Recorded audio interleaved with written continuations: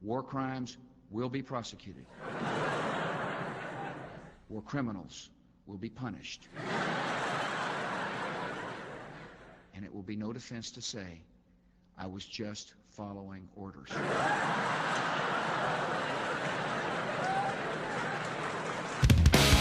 Gotta run through the proceedings, as chiseled through the canvas that cloaked his twisted face stained. His orange jumpsuit wear with such red distinction he was displayed. You are listening to Unscripted Moments, a podcast about propaganda. On this interviews episode, I discuss the song Iteration, track 12 on 2005's Potemkin City Limits.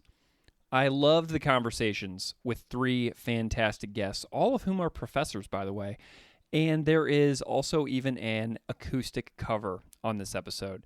So I'm going to kick off the episode with the cover, but I want to introduce the first guest. My first guest is Dr. Paul Sagar. Paul Sagar studied at Balliol College at Oxford before doing an MA in intellectual history and the history of political thought from the University of London.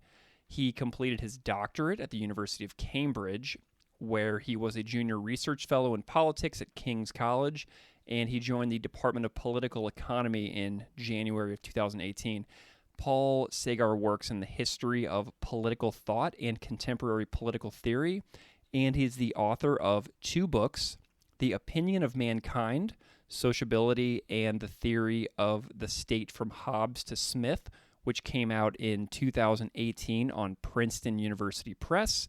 And then he also did Adam Smith Reconsidered, Liberty, History, and the Foundations of Modern Politics from Princeton University Press as well in 2022.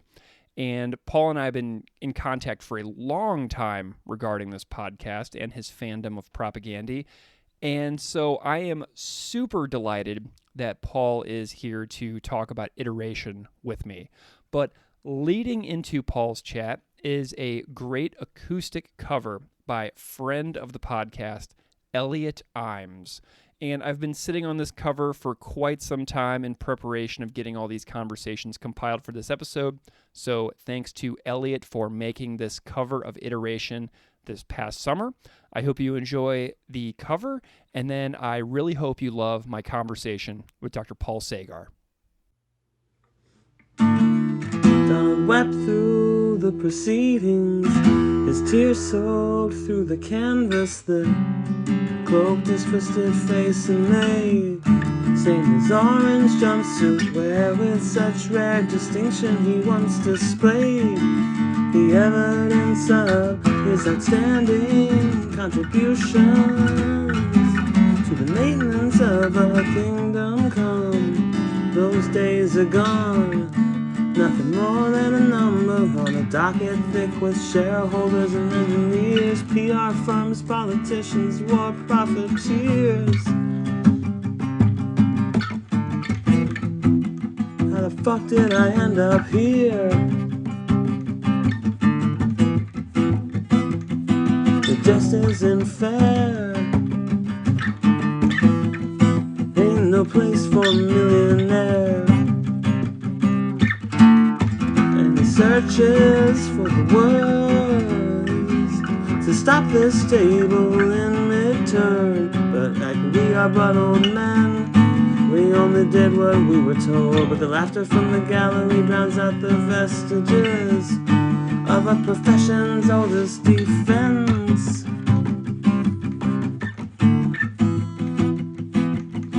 The court will direct the record to reflect compliments from the bench. You, sir, are Central Casting's crowning achievement.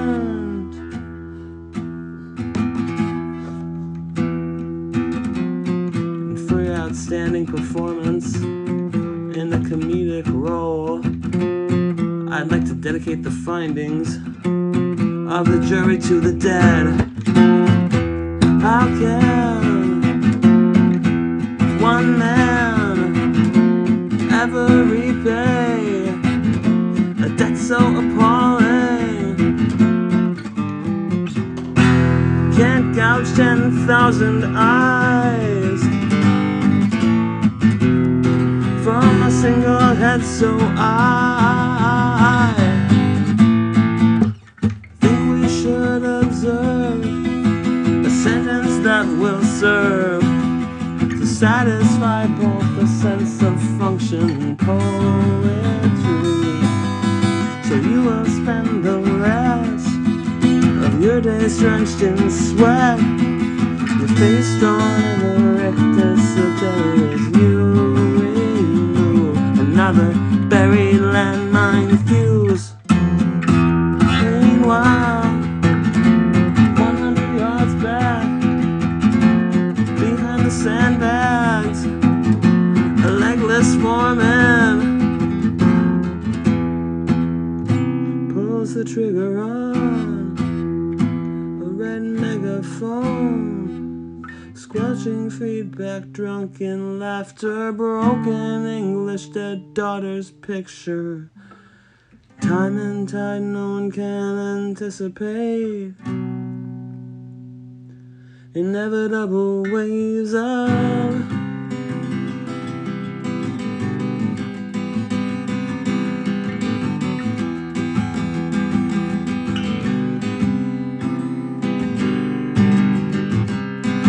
inevitable waves of inevitable waves of inevitable waves of inevitable waves of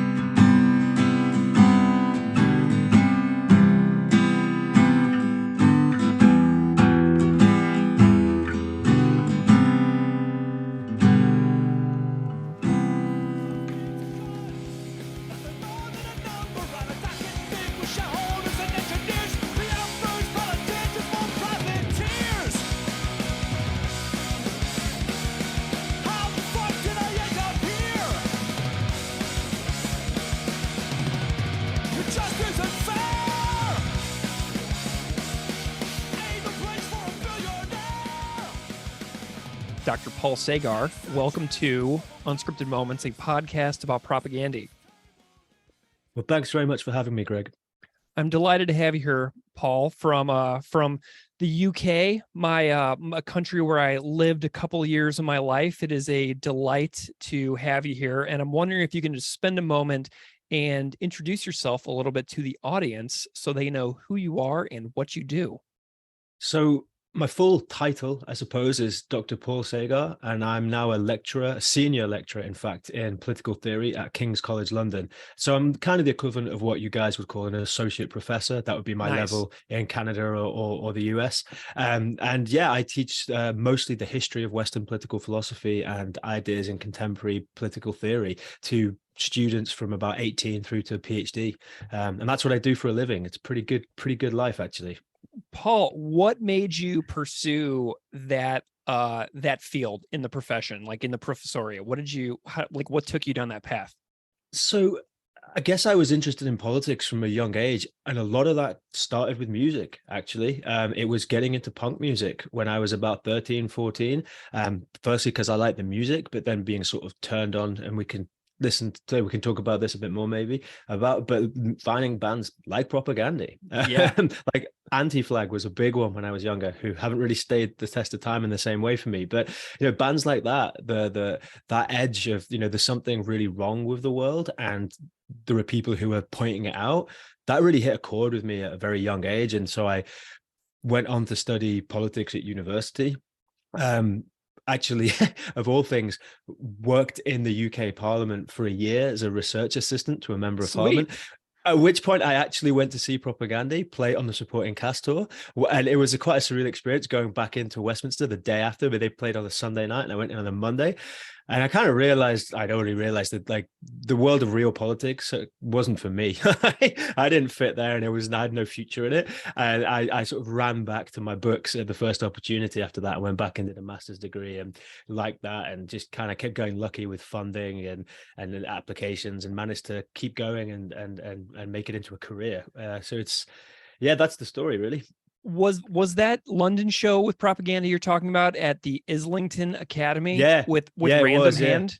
Dude, yeah. I was there. I was That's at that crazy. show. I was at that show. That's the world, isn't that's the small world of of punk. Yeah, man, I was there. I was at that show. Like, dude, Frank Turner was there too. He was Frank Turner, who, you know, obviously is huge in the UK and around the world, musician. Yeah. He was on the podcast for the Today's Empires, Tomorrow's Ashes episode. Yeah. 2 years ago now. Yeah. And he was like, yeah, I was at that show. I was like, That's oh, crazy, man. this is sweet. So we've got another person in the audience here on the show. The bittersweet thing for me about that show is the first supporting band was a band called Chief from the UK. And I used to be in a band with those guys when I was like 15. And they kicked me out because I was so bad. Oh, nice. I was so bad at the bass. Like, they were proper musicians. They're like, we were friends of mine. They're like, I mean, they didn't put it quite that brutally, but looking back, I know that's why. I was just not good enough. And of course, they went on to, you know, be pretty successful in terms of UK punk bands. And they opened for Propaganda. And I'd kind of fallen out of touch with these guys, and I'd fallen out of kind of going to shows. I mean, to be honest, Propaganda is the only band I went to see for a long time. And it was kind of bittersweet to see these people that I used to play in literally in garages with, the up opening for Propaganda, whilst I had to stand at the back of the room on my own. But hey, you know, that's life. Amazing. So did you get into Propaganda because of like the Fat Records comps and stuff like that? Like, that's the question I love to know from people who come on the show. No, man. So it was really, so I was about 13. So I remember my mum said I always wanted a guitar when I was younger. My mum said, you can have one when you're 13. And then eventually I rolled around. It's like, right, where's my guitar? And so she bought me one and then got me some lessons. And the guy doing the lessons, this guy called Darren Leonard in Southport, where I grew up. And he was like a punk, man. And he like played in punk bands, and he just taught like guitar to kids to, you know, pay the bills. And he got me to like NoFX and like, well, it started with Nirvana and Smashing Pumpkins, and then on to NoFX. And then one day we used to go to get records from this shop in Liverpool called Probe Records, because you couldn't get punk records when I was growing up in the town where I was from. You had to take a 40-minute train ride to Liverpool, walk through like a sketch. Back then it was a sketchy area, like broken windows, used syringes on the floor, and you get to fabled Probe Records. It's all completely gentrified now, but back then it was, you know, it's kind of risky. And you go in and you just flick through these CDs, you know, and like I think I picked up like an At the Drive-In album or something. And on the train home, we've all got like our CD players, like portable ones back in the day. And my friends have got this album that he's seen it reviewed with 5 stars in Kerrang, which was like, you know, you probably know Kerrang, the UK music magazine. And he's like, dude, you've got to listen to this. And I was like, what is it? It's like, it's a Propaganda or something. And he like gave me his headphones, and like it was Back to the Motor League, and he put that on. Sweet. It just like blew my mind. I was like, what is this? And then I borrowed the record from him. And then the next week we used to do paper rounds, you know, dropping off newspapers, and we'd spend our money either on records or weed. So we'd usually like pitch in like to buy enough weed between us, and then what was left over would go on CDs. And next week I bought it, right? I bought Today's Empires, and that was it. From then I was just like, oof, all in. You know, then the next record I bought was How to Clean Everything, and then Let's Talk More Rock, and that was the only 3 they had at that point. So this was back in like 2002, so I was pretty young, like 15, 16, and just from there that was it. You know, from that point onwards I was like locked in. Even through my straight edge hardcore years, I was still always a Propaganda fan. Well, okay, so we've been emailing for a long time. We've, just for the humor of the listeners out there, we've been threatening to record an interview together for a year, at least 2 years. I think it's 2 years. Yeah, so long. And so we're finally, you're always like, let's do iteration. I'm like, okay, fine. And so we're finally getting around to it years later. And so, but you mentioned in one of your several emails with me that you mentioned for a long time you aligned yourself like essentially politically to the stances of Propaganda. And I'm wondering if you can unpack that a little bit for me, because like for me, it's a really fascinating thing because I'm always like, well, if I agree with the band, does that mean I'm not thinking for myself and I'm just like, allowing somebody else to tell me how to see and view the world? So I'm always curious to hear this. And you said that you were like, yeah, I'm really all in on their stances, almost like to the letter. So I'm wondering if you can just kind of tease that out for me. Yeah, I mean, when I was like 15, 16, I reckon if someone had asked me what my politics was, I probably would have just thrown a copy of Less Talk More Rock at them. Although maybe not with the gender aspect, because it took me to be a little bit older to understand that. Like growing up where I grew up, like the idea that you would respect women and not see them as just as sex objects was kind of completely alien. So I had to get a little older to understand that part of it. But the like anti-capitalist, the vegetarian veganism, the sort of very, very like radical revolutionary stance, that was just how I thought of like the right way to think about politics. I looked around at a world full of injustice, full of dishonesty, full of inequality, and just thought this is wrong. And these guys were singing about that, and they were singing about it in an intelligent way, right? They were making me think. And as somebody who would like later discover that thinking was like kind of what I was good at and I could actually make a living out of it, I think before I realized that about myself, I was tapping into this guy's lyrics that every time I listened to it, I was seeing something different. And I think that really just, I latched onto that very quickly as kind of like an inspiration and a guide to how to articulate all this sense I had that the world was unjust, but it didn't need to be. And that this person was showing me a way to articulate that rather than just in a kind of blind rage.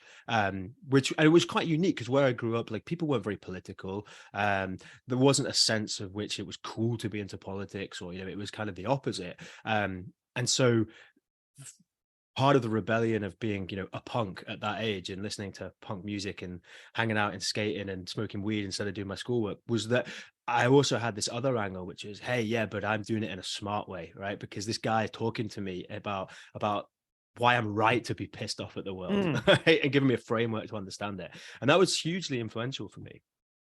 Awesome. We're going to dive specifically into Potemkin City Limits in a bit. A couple of songs, and then we're going to go a little bit more into iteration. But, I wonder if you can talk to me a little bit specifically about what that record as a whole means to you kind of as a standalone piece of work. Tell me about the record itself in the big picture. Yeah. So the record itself is very personal to me for kind of difficult reasons, I guess. So the record comes out in 2005, which is the same year I went to college or university, as we would call it. And I went to Oxford. I got in from a normal, state school. We call it comprehensive school here. So didn't have any background in that elite world of academia or university life. So I turn up there like 18, like I'm straight edge. I'm into hardcore, still love propaganda. I've got a big chip on my shoulder. Yeah. Like big chip on my shoulder, right? Yeah. I think I like deliberately shaved my head before I went to like make some kind of like statement about something. And I get there and the work's really hard. Like I'm so out of my depth, and socially, unsurprisingly, given like you think about your average 18-year-old straight edge kid, like they're not very flexible, right? Not very, very adaptable. So, I get that. I feel socially out of place. I don't really make friends very quickly. The work's incredibly hard. I feel totally isolated. And this album by Propaganda has come out, right? And it's the follow-up to Today's Empires, Tomorrow's Ashes. So of course I buy it straight away. But it's the soundtrack to me basically sitting alone in my room, like trying to do like work at college and feeling like I'm stupid for the first time in my life and having this identity crisis, being cut off from all my friends, not going to shows anymore. Like, I mean, I'd been asked to be in a band called the Down and Outs, who you may or may not have heard of. They're an amazing UK street punk band. And I was like, I can't, I'm going to university, like not very punk. And I'm sitting there thinking, God, I've made the wrong decision here. And the backtrack to all this is that the backing track is Potemkin City Limits. And so for a long time, I find it very hard to actually like the album because emotionally it was so bound up for me with the time in my life when I was like not happy, right? But also because the album is such, I think, there's a sense in which it was something of a commercial disappointment when it came out, even insofar as propaganda care about commercial success.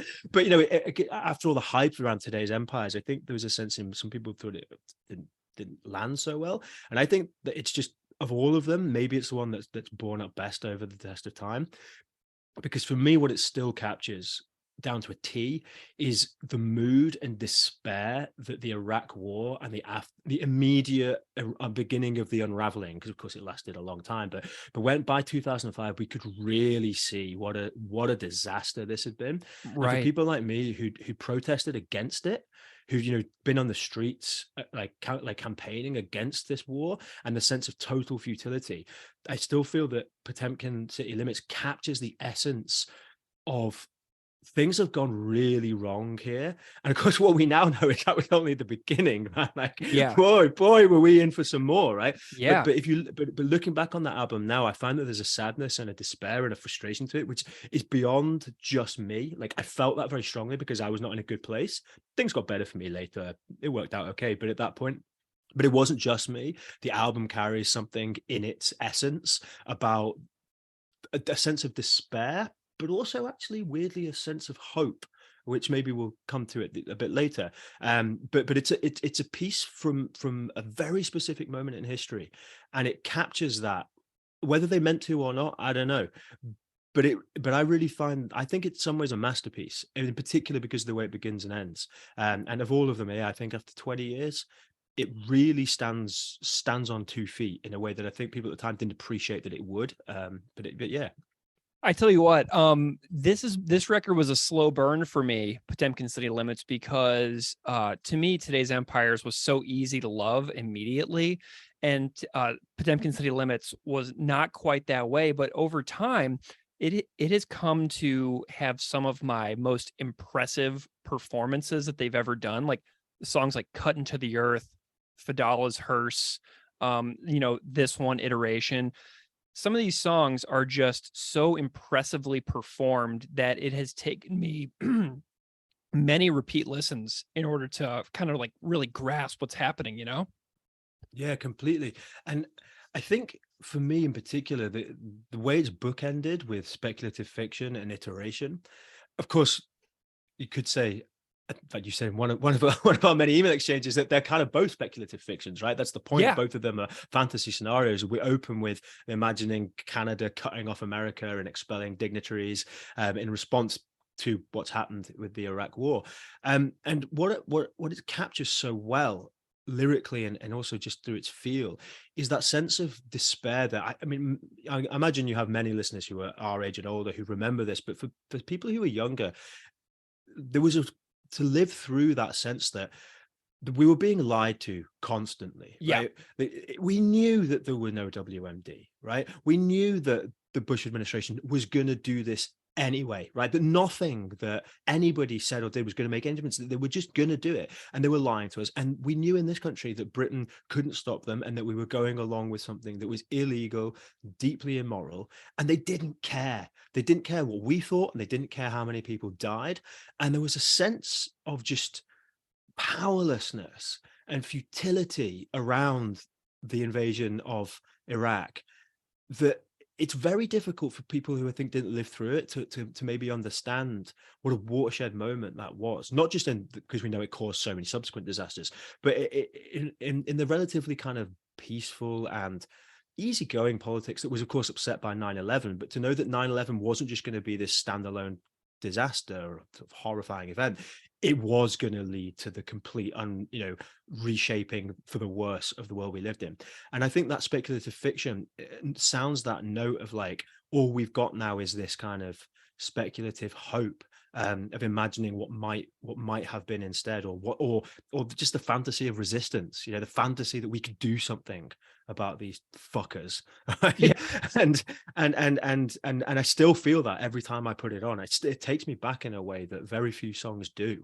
And it's powerful. Yeah, I mean, like, I love what you said there about how the record opens and closes with two different pieces of speculative fiction in song form, obviously, but how, you think about how the record opens up with a song called that and then closes with another piece. So it's this, they complement each other perfectly. Like, if the band would open with speculative fiction and close with Iteration now, it would be such an interesting way to like weave a set together. So I kind of wish they would do that, actually. Yeah. I mean, I'm sure everybody has their own private propaganda set list that they could. Yeah. and those two would definitely be on mine. And although it would be a hard call on the finishing, yeah, but they'd have to be in the set for sure. I love that you were like are really into that these as like complementary pieces. What more stands out to you about speculative fiction? We covered that episode a while back, and I think it was like our first like over 4 hour episode. So we went so hard on that song, and so I'm wondering if you have some thoughts on that you might like to add that you feel would be complementary to the episode that we did. I mean, you guys got in so deep on that episode that I'm not sure there is anything that I could say that would be useful beyond what was said, other than one thing I love about propaganda is that we mentioned before, when I was 17, 16, I aligned myself completely with their politics, and now I don't. I've in various ways made my tentative peace with capitalism, in the sense that I think that human history has got a pretty stark track record that some form of capitalism tends to deliver more freedom and more prosperity to more people than anything else we've tried, and that revolutionary attempts to overthrow it just lead to worse outcomes. So what we actually need is to rein in the beast. So I'm in favor of big welfare states, big policies of redistributive taxation, very serious controls on corporations, lobbying, those kind of things we don't have at the moment.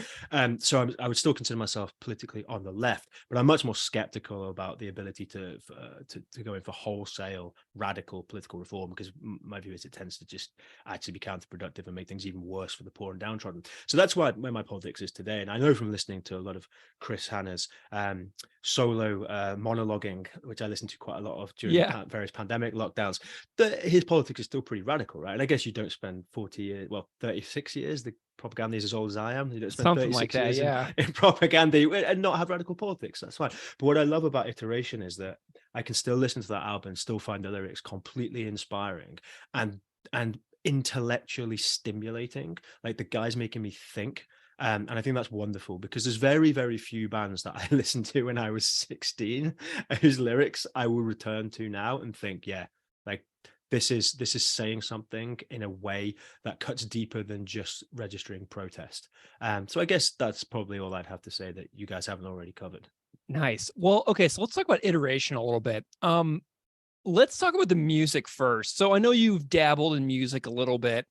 And so this one is a heck of a performance. And I'm wondering if you have any thoughts about stuff that you like in the musical performance, because Iteration has my single favorite moment on the entire Potemkin City Limits LP. I'm not going to tell you what it is yet, though, because I'm curious about your thoughts on the music first.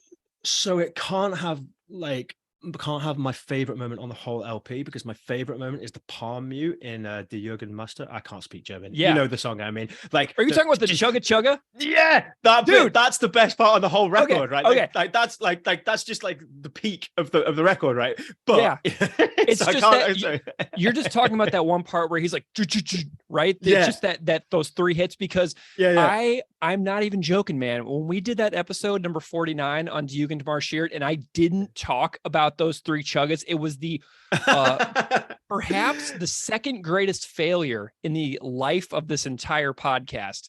Everybody knows what the first greatest failure is. I'm not even going to say it, because if you know, you know.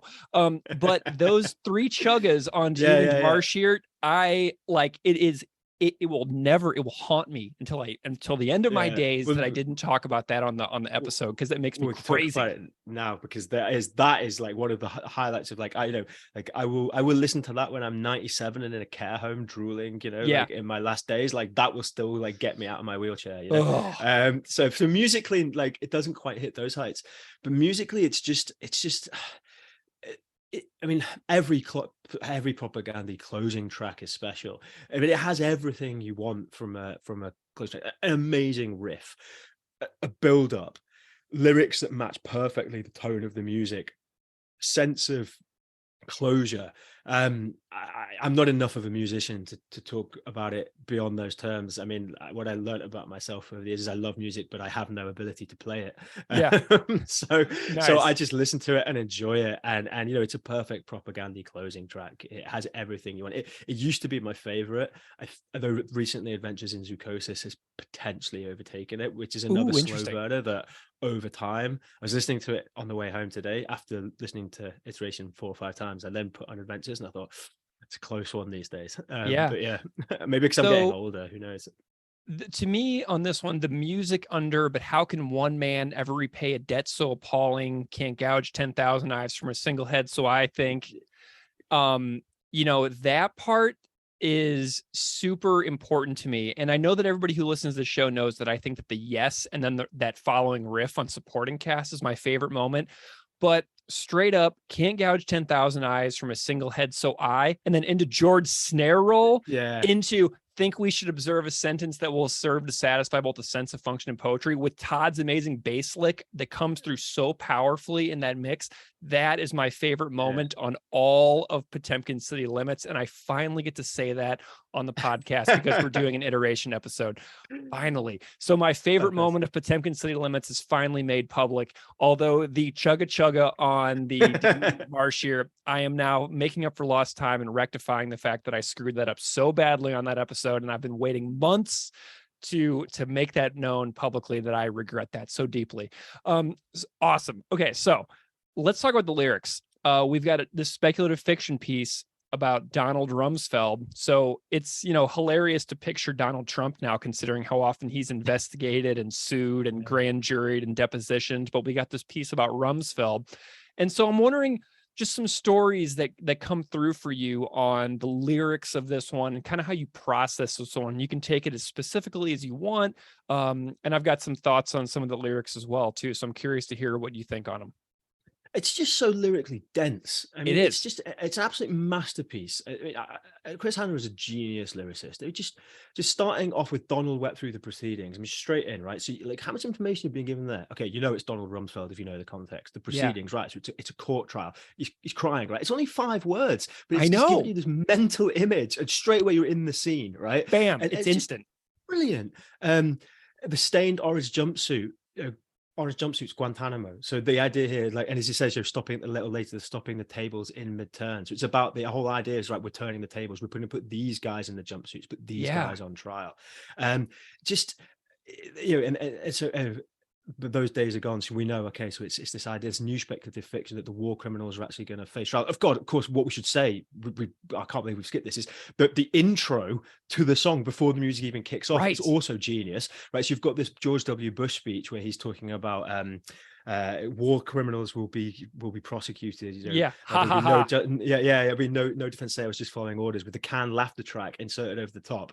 It's just fantastic because it's straight away. It just, you know, this picture paints 1,000 words. You know, that does the same. It just to a T tells you exactly what was true about these people, that they were liars and hypocrites and murderers, and it doesn't matter how radical or otherwise your politics is. It's just fact.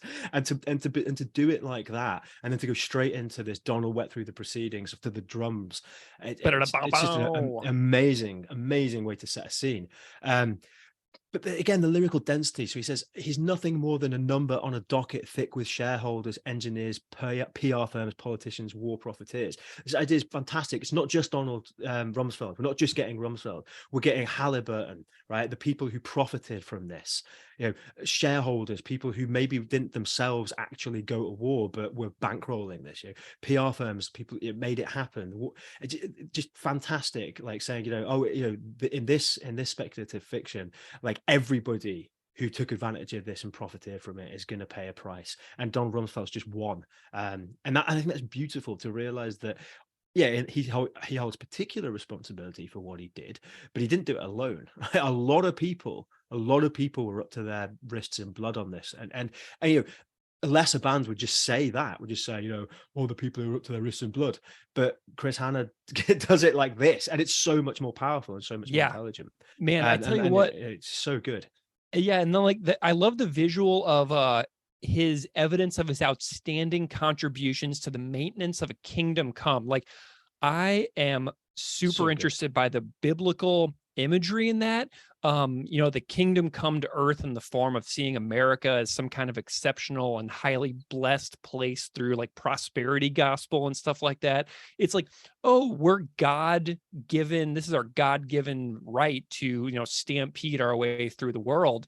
And so you think about all the examples of that, the Iraq War being just one of many, like Trail of Tears, indigenous relocations, slavery. So there's so many of these biblically justified events that have been cited throughout history as like Donald's contribution to the kingdom come to earth, essentially. Yeah. And Yeah, then yeah. like that's so interesting because I hadn't thought about it that way, but that works too. I was thinking of it in a sort of more straightforward way. It's like, just what a hypocrite. Right. Yeah. On the one hand, they're like preaching about like that because all these Republicans in the Bush administration were all allegedly evangelical Christians who banged on about their faith, and this is their kingdom come. But yeah, I'd not thought about it your way around. But that's part of what's going on there too. That's how dense these lyrics are. It's like poetry. You can actually read them and find new things. Well, dude, here's another thing. Here's something I found today.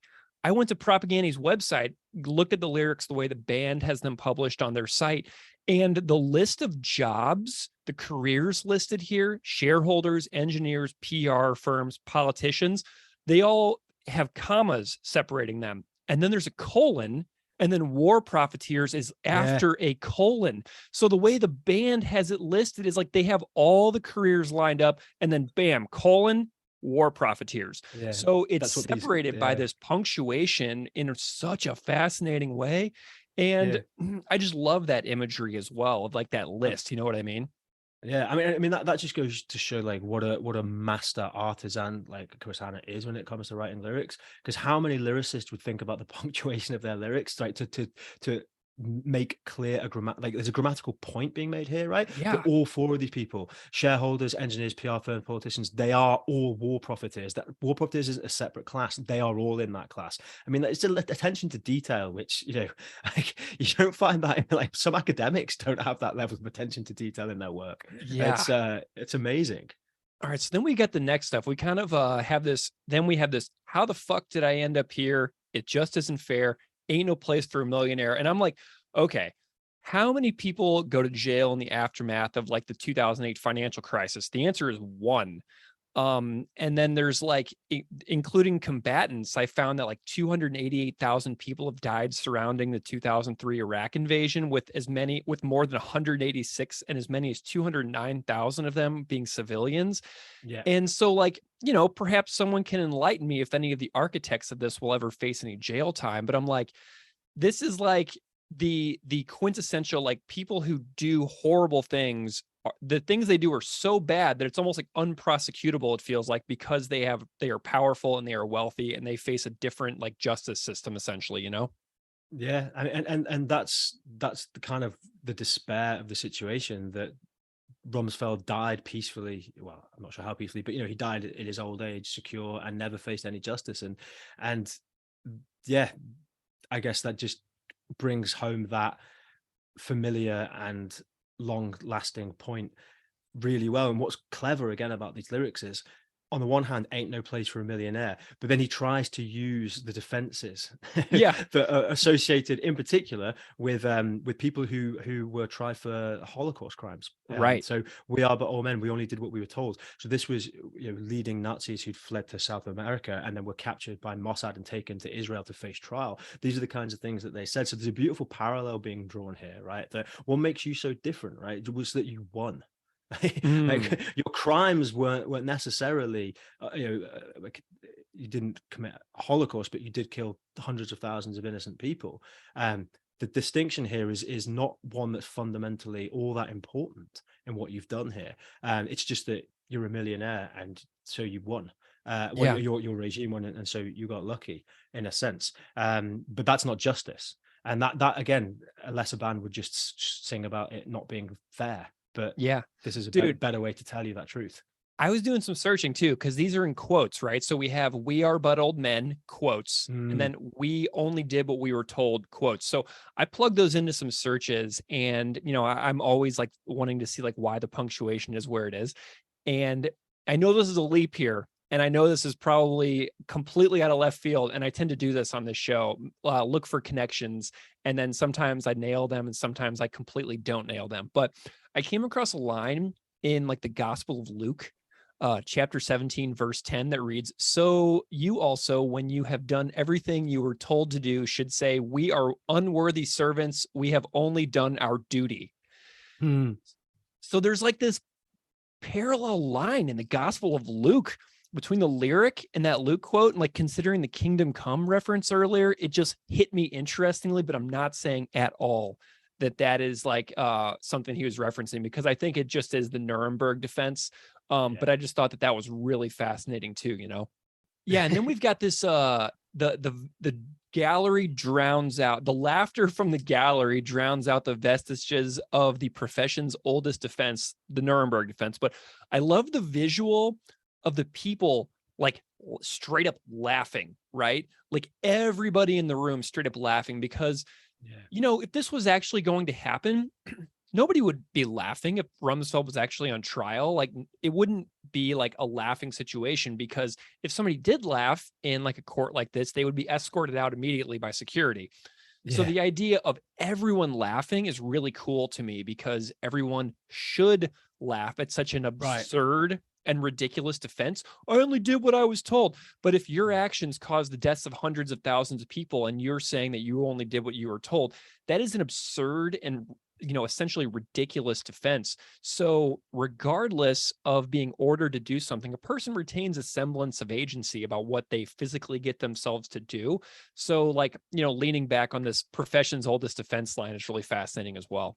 Yeah, there's that level, and there's also the fact that it's just out of Donald Rumsfeld's mouth, it's straight up bullshit as well, right? He didn't just do what he was told; he was the one telling people what to do, and that's why I like the visual of everybody laughing, being like, "Who are you kidding?" Right? Like, because we all know it's not true, right? Because we all know he's guilty, we all know that he's responsible for this, and that wonderful image of everybody just like ceasing to pretend otherwise.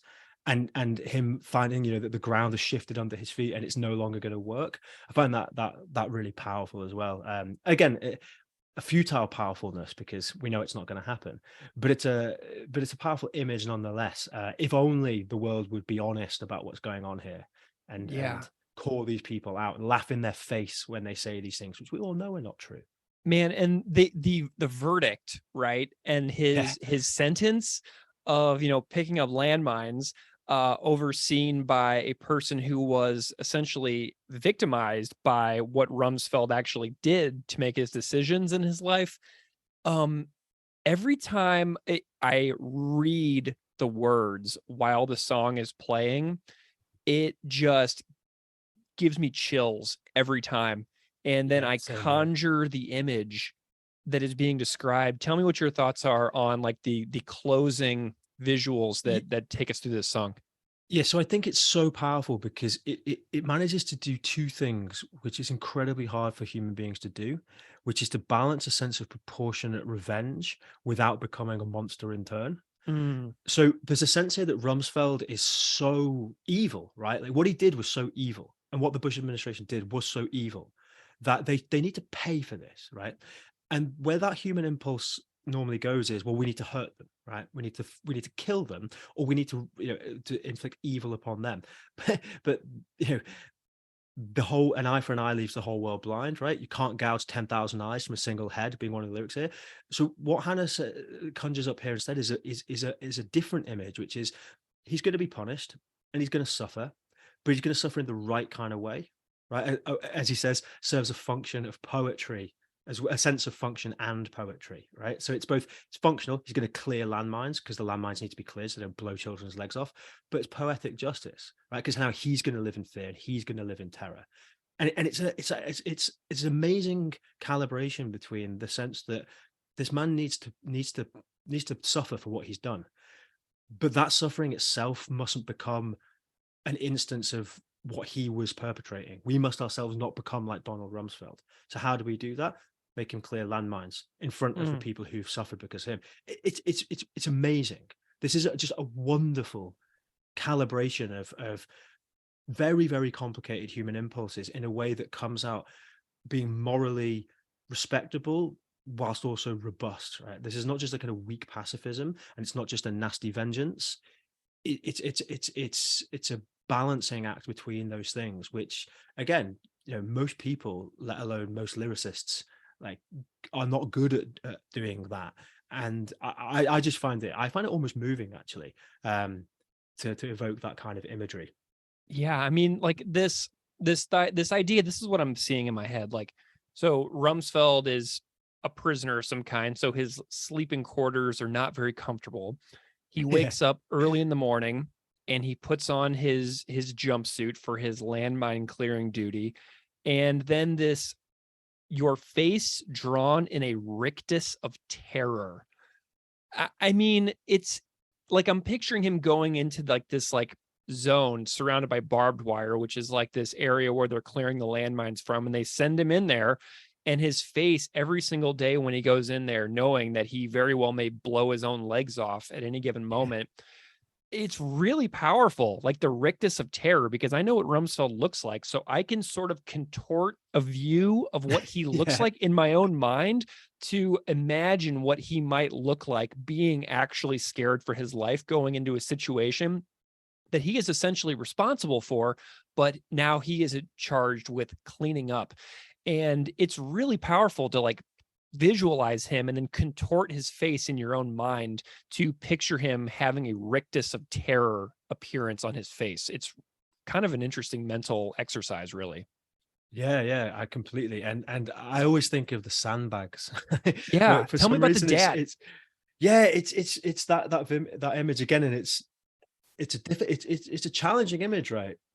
This idea of somebody, a legless foreman, right? Somebody like he's presumably had his legs burned off by a landmine, and he's shouting at him through the red megaphone, squelching feedback, drunken laughter, broken English, dead daughter's picture.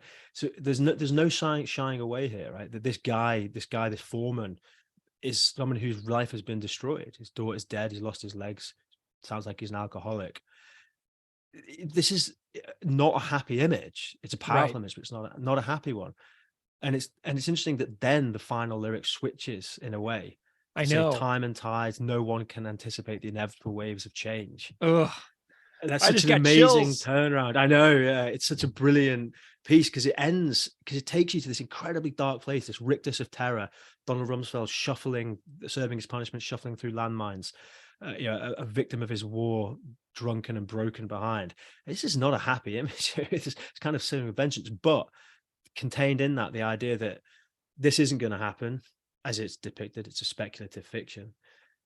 But things can change, and you can never be sure what will change. And who knows? Let's hold out the hope that maybe one day we'll get these bastards. Maybe one day people like this will be held to account. There's this amazing turnaround of this moment of like, in all this despair and all this darkness, he gives you this sense of like something worth fighting for. You never know. There are inevitable ways of change, and we don't know how to anticipate those. So don't give up. And that's just an incredible way to close what is in many ways such a dark album from such a dark time. Yeah. Oh my gosh. Well, Paul, I am just like coursing with adrenaline and energy now. And, to kind of bring us in for like a landing here, I'm wondering if you can tell me, you obviously care very deeply about people and the world and where we're headed as a civilization and a species. And I'm wondering if you can tell me what propaganda means to you as a person who cares about the world so deeply and so much and has so many specific ideas on kind of where we're headed. What is this band? How does this band fit in for you in this story? Yeah, it's a difficult one. I mean, they're such a part of my life. I've been listening to this band for literally 20 years now, and I've changed a lot as a person.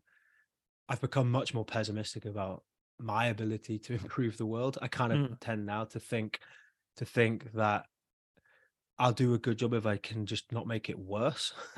If I can at least not make it a worse place to be. Sure. But I've been turning over for about 20 years that lyric from Less Talk More Rock.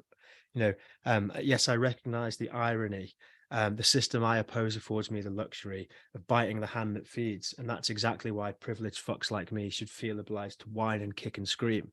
And I don't have that written down. I actually do know it off by heart. Yeah. Like, it's been going around my head. And I guess I still think that they remind me to not fall into a pit of despair and hopelessness. And that even if I've moderated my sense of what might be achievable and how much the world could be changed, and even if the best thing to do is not make it worse, I should still probably be angry about so much of how the world is. And because I personally, I'm pretty lucky in all kinds of ways. My life's pretty good, Mine um, too. but that's not enough to then go, well, I guess the world is fair after all, and probably start voting Conservative or Republican in your guys' cases, or thinking that, hey, like actually everything is great. I just didn't understand when I was young. It's like, no, I've done well, and I might be more skeptical now about the power for change, but that doesn't mean that things are okay. That doesn't mean that the appropriate response is to just be relaxed about everything, to outgrow my teenage anger. To some extent, some of that anger is still a correct response to an unjust world. And I think that propaganda, both just through the way it sounds, but also through the lyrics, keep me honest in a way, right? And it might not be the noble vision of global change that I might have had when I was much younger, but it's not nothing. Well, Dr. Paul Sagar, it has been a pleasure finally recording with you after 2 years of us threatening to do so. It is completely my fault, but I am just delighted that you hung in there with me throughout all the many months of, we'll get there. It's been a real pleasure hanging and reminiscing and being able to correct a couple of my missteps on the podcast along the way. Diugin Tamar Sheert Chugga Chugga. Thanks so much for being here. It's been such a pleasure. Yeah, thank you so much. It's just really good to talk about probably my favorite band. I like a lot of music, but I still think after 20 years, I still think they're number one for me, and they probably always will be. Well, you know how I feel about that.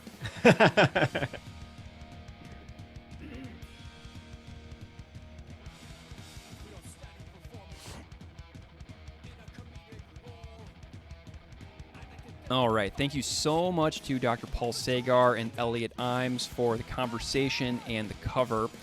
My second guest is Dr. Nate Holdren. Nate Holdren received his PhD in history from the University of Minnesota and is an associate professor at Drake University. And Nate has got an interesting area of expertise for this particular episode, considering the fact that the song itself depicts a courtroom scene and a legal punishment carried out against a war criminal. So, as a scholar, Nate is broadly interested in legal history, critical theory, and the relationships between law, class, and capitalism. So, Nate's work overlays really interestingly with this song. His work investigates questions about when law produces justice and injustice, how people who govern think about their actions, and how those ideas affect the people governed. So he published his first book entitled Injury Impoverished, Workplace Accidents, Capitalism, and Law in the Progressive Era with Cambridge University Press in 2020.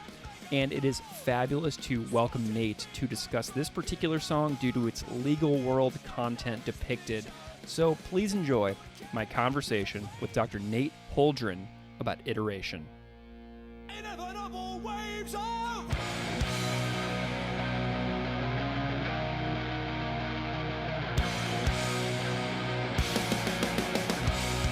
inevitable waves of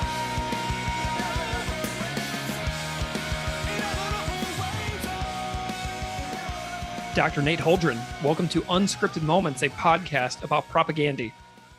Greg, thanks for having me. Please just call me Nate. My friends call me Nate.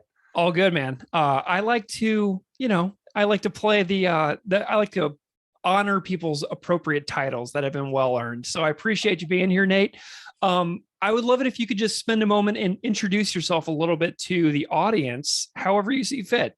Yeah, I'm delighted to. So I'm Nate Holdren. I'm an academic. I'm a legal historian. I do some work in Marxist theory as well. I teach at a place in Iowa called Drake University. I wrote a book about employee injury law in the early 20th century. The short version is things used to be really bad and worse than you think, but then later they were differently really bad and worse than you think. And I get into a lot of the nitty gritty details of kind of state and government and employer kind of administering danger and harm into ordinary people's lives. And then since I finished, and I assert in the book that stuff like that will continue to happen under any version of a capitalist society, but I don't really prove it. And since I finished the book, I've been trying to like prove that more theoretically in various things. And other than that, I've been into punk, my whole life. I'm a first gen college student. Punk was like my first real intellectual, just intellectually set on fire by it. Me and too. Repeatedly returned. Well, I know because I've listened to your podcast, Yeah. and this is part of why I was so excited to be here with you. I've returned to punk all the time in my life. Like seriously, once a week, I find myself telling someone, I feel funny being in my 40s talking about how important punk is to me. But this is like being in a band, like it's such a foundational experience and a thing. I think about the world through my experiences in punk, and Propaganda's been a big deal. This record's been a big deal on how I think about the world. So I'm an avid fan, which is why I'm here, but also like I think a lot about how people who love this music think about the world through this music, if that makes any sense. And there's actually a pretty big connection in my book, at least like subterranean level, like there's a between that sensibility about music and whatnot and the stuff I talk about on my book. So, I'm just curious how you found your way into that legal history field. Like, what was your pathway into that? Like, why did you land on that and kind of latch onto it so clearly? Yeah, I mean, I stumbled there totally backward. I graduated from college in 2000 and I went to grad school in 2005. So I was out for a while. And I was actually a philosophy major as an undergraduate. And I read a lot of kind of theory stuff in my spare time, to the degree of time with a full-time job. And then I went back to school thinking I was going to do that full time, but I had worked in the labor movement. I'd done all this anti-war activism. And I got back into grad school and was like, oh, you know what? I don't actually want to do theory 24/7 in the way that I thought I did. I want to do it a few hours a week. And then I want to think about, more empirical stuff, which was a shift I hadn't realized had happened through my time out. So I then had to start over in grad school. And I was like, I don't know what history is about, but I'm going to take some classes and see what that's like. And I took a couple classes at the graduate level in history at the University of Minnesota, and they were amazing. And I was like, I'm going to be a historian. And I was going to do labor history. I was going to write about radical labor unions in the early 20th century. And I happened to find some stuff about workplace injury. And it was so compelling. And I was like, I can't stop thinking about this. I'm going to just see where this goes. And even there, my plan was to write about women industrial workers and their experiences in the workplace. Because my mom was single for a while, off and on when I was a kid. And I'd lived with my grandma for a while. And I was raised to a significant degree by women with jobs, with paid jobs. And so I wanted to think about that. And then I found some stuff about employment discrimination against disabled people and disabled men. And that was a result of workers' compensation. And that, again, I couldn't stop thinking about it. And so I was like, I need to understand this. And so I wrote my dissertation is just like a detective story, like what happened and why. And then in the book, I added a lot of like what it means kind of stuff. But that was just, I repeatedly kept finding things that I did not realize I was captivated by and feeling like really gripped, like I had to understand it. And so that's where I would kind of run toward. So none of it was planned, and like the legal history thing was like a result of just getting gripped by what was going on. And then after a while you get far enough down a path and you're like, oh, I actually know a lot about this now. And now it's a plan. You know what I mean? Awesome. Well, I was looking up your book a little bit and poking through it. Injury Impoverished Workplace Accidents, Capitalism, and Law in the Progressive Era from Cambridge University Press, which I thought was pretty sweet. I saw that you had done a book interview with the New Books Network on History Channel over there. How have you found the post-release couple of years since the book came out? Has it been a pretty interesting feedback or cool process in the aftermath of that book coming out?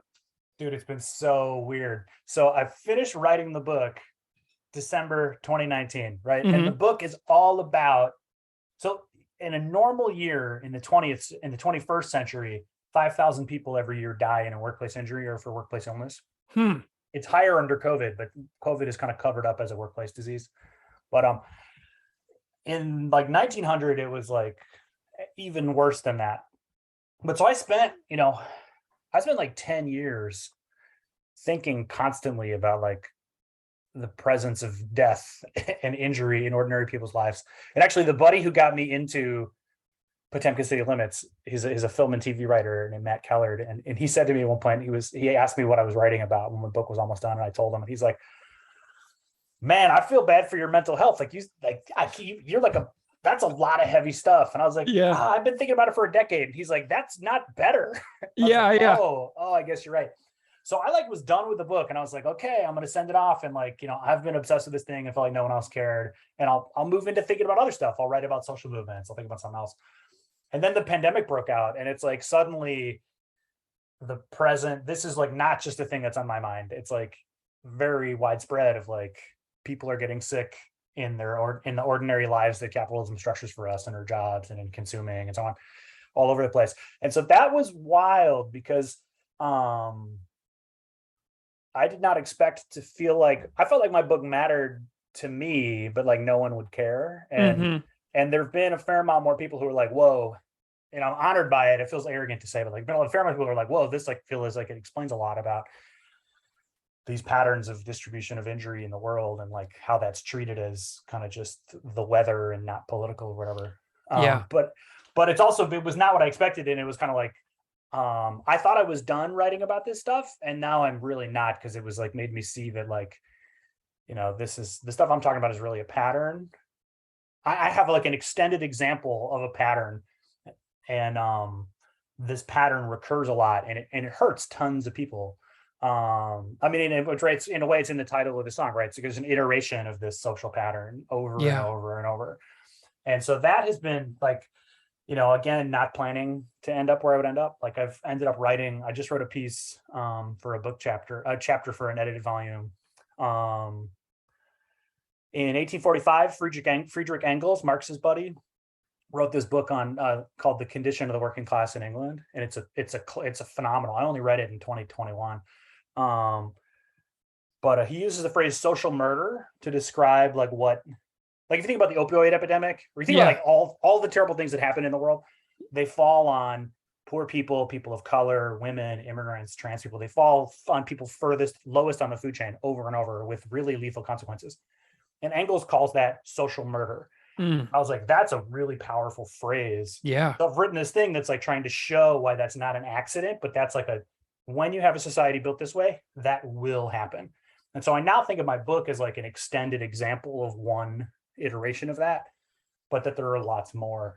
So that's kind of what's been on my mind. And that's all been in the aftermath of the book, engaging with people like yourself on podcasts and like other folks on Twitter and friends of mine who think through this stuff with me, none of which was planned before the book. Because like I said, it was end of 2019. I was like, cool, done with that, going in a totally different direction. But, circumstances changed and people have engaged with my stuff in those circumstances. And it changed me.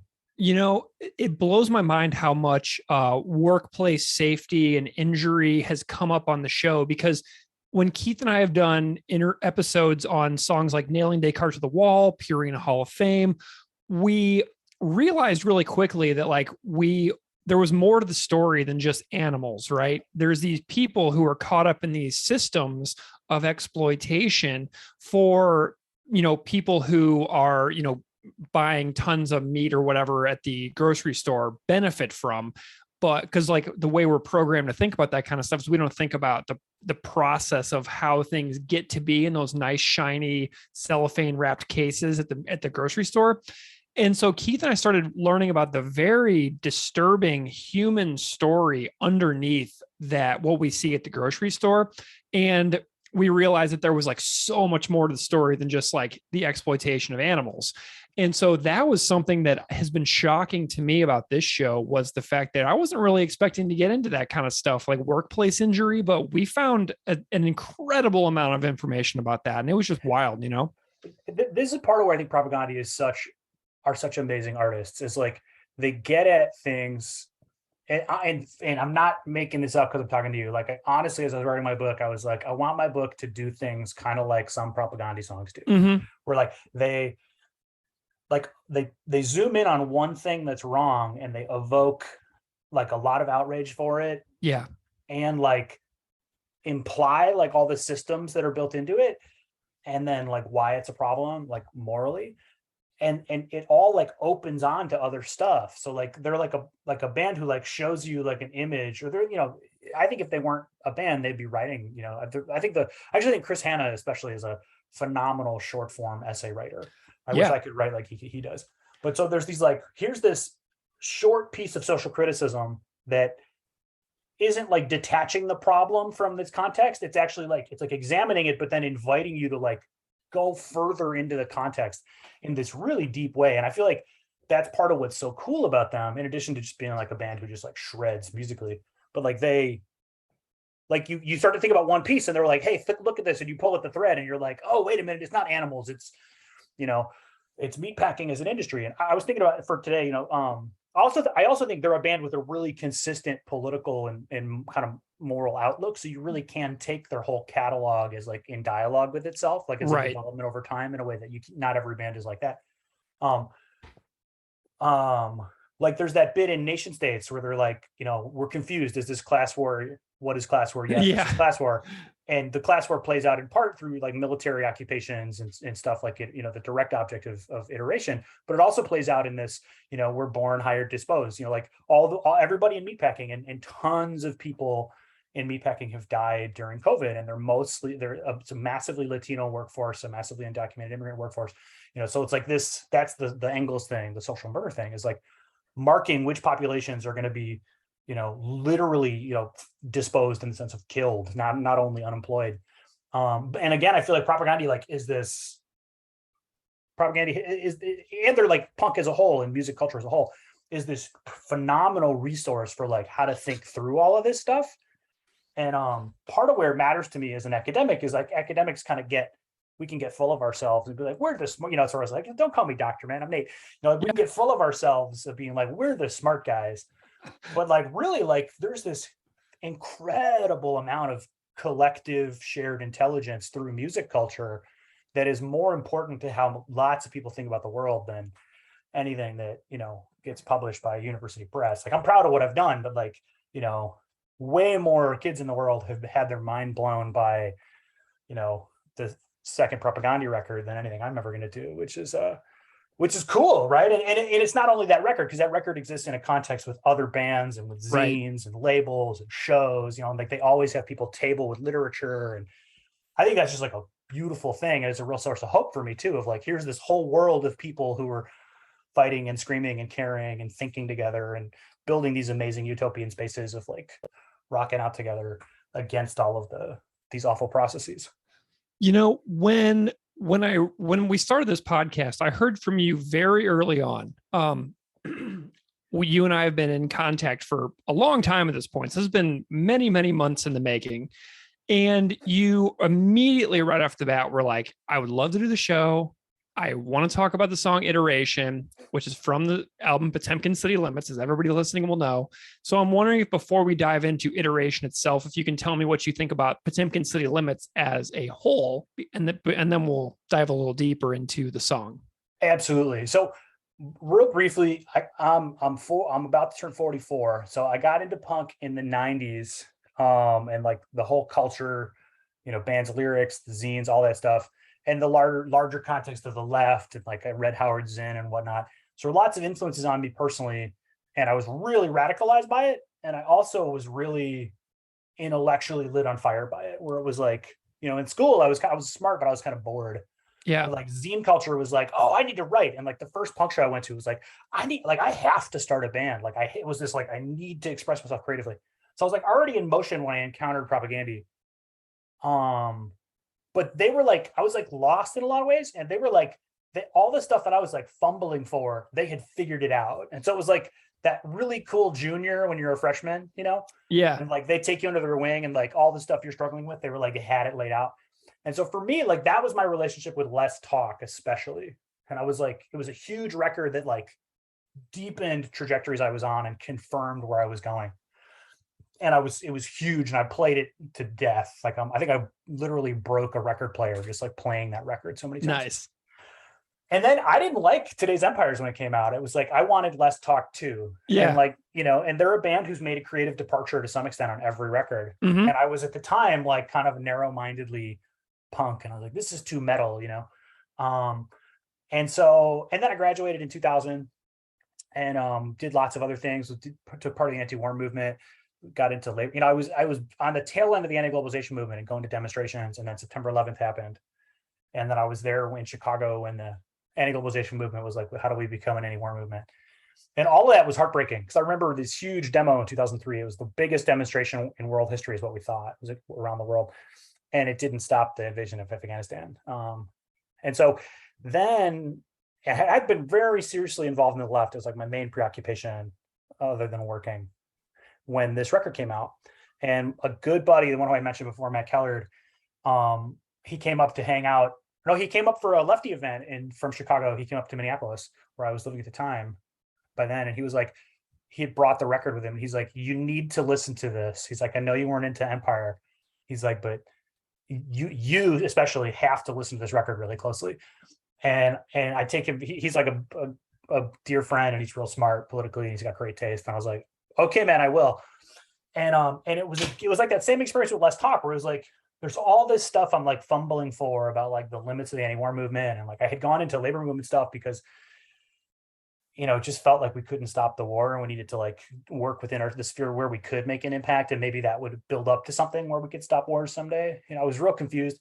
And then there's this record that's like all about like, there's so much anti-militarism on the record. Mhm. And there's speculative fiction at the beginning and iteration at the end, where here are these two fantasies. You know, like some of the other records are like, some of the other songs and a lot of their songs are like, here's a real thing that happened in the world, and I'm going to tell you about it in a lot of detail. But it starts and ends with this like, here's this fantasy. And they're both kind of like unsatisfying fantasies too. Because like Propaganda are clearly not like, you know, what we need to do is Canada goes to war with the US, and then problems are solved, right? They're super critical of Canadian nationalism and the treatment of First Nations peoples. Like, so, and that was this thing of being, for me, also being like, you know, we clearly don't like the world the way it is now, but also like my and our collective capacity to imagine a better world also doesn't feel good enough. You know what I mean? And so like, we need to like push past this world, but we also need to expand our own imaginations of what the better world would even look like. And so all of it just spoke to me. And the record, so much of it was like every song I was, and this was also a record where I feel like the Chris Hanna's writing just like exploded. Like the other ones are good. I've listened to all the records closely, but like this is the one where it was like, man, Chris should just be like, just like a political poet. Like he should just win a prize, and someone just give him money to like write a 500-word essay once a week. Like, because this is just phenomenal. And it was like basically every track on the record. And I also, you know, we were starting to think about having kids at that point. And the one, I forget the Jugend marschiert. Yeah.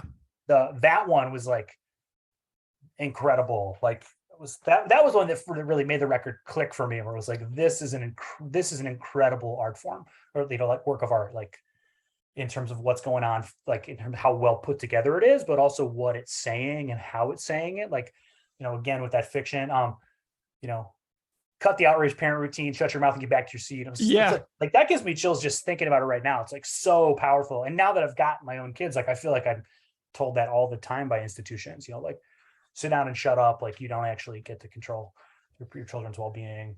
So yeah, this was a really big deal record for me. And then, oh man, and Rock for Sustainable Capitalism, like yeah, that's one too, where they're like, we love music so much. And look at how music, when it's turned into a commodity in capitalism, just gets shit on. And like, you know, and in a way, I hadn't thought this is clicking for me just now as I'm talking. Like there's a thing with that and with their Jugend marschiert where it's like, you know, I know we're parents, you know, you're a parent as well. Like you think about like, you know, like I love my kids and I love music, you know, right. Like my kids, my friends, my family, music. And like, we're in a society that like all of those things, like our kids are basic from a social perspective, large perspective, like just people who are going to be fed into that machinery of being born, hired, and disposed. Like that's their social function. Right. Everybody who died in meatpacking from COVID was somebody's kid. Everybody who, everybody who somebody loves deeply, if you're a working class person anyway, is going to be fed into this really brutal machinery, whether it's the machinery of war that they write so much about, or it's the machinery of meatpacking or other industries. And so, and like, music, which like, I mean, you've done this whole, you've devoted many hours of your life to it. And like, so much. yeah, it's same, right? Like I've written record reviews. I just listen to all the time. I talk about it all the time with friends. I'm so stoked to be here with you.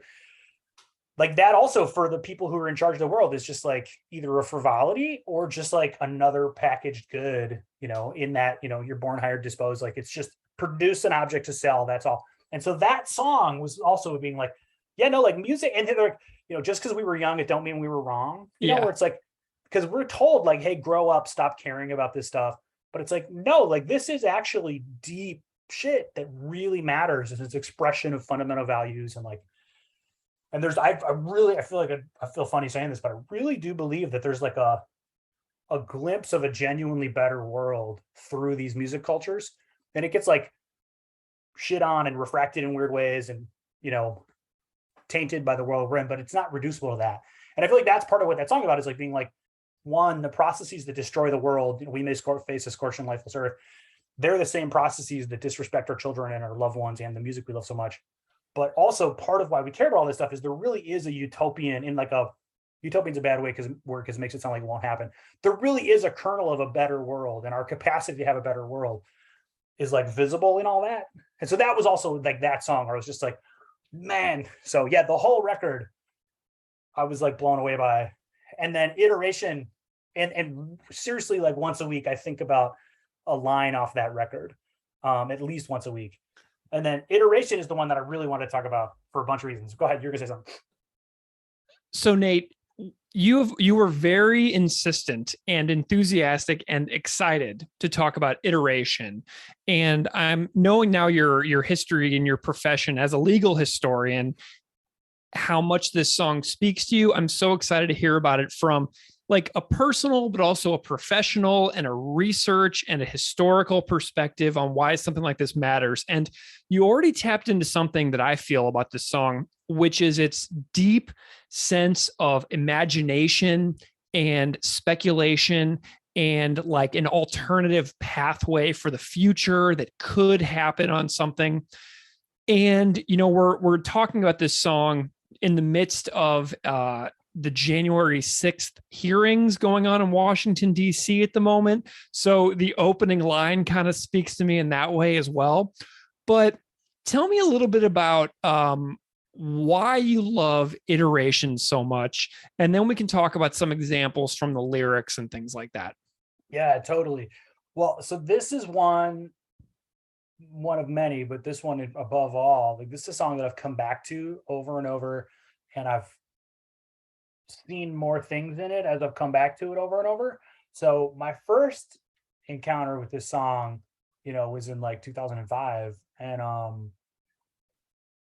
I had kind of moved out of anti-war stuff and into labor movement stuff, but like my heart didn't change. Just I was focusing my time elsewhere.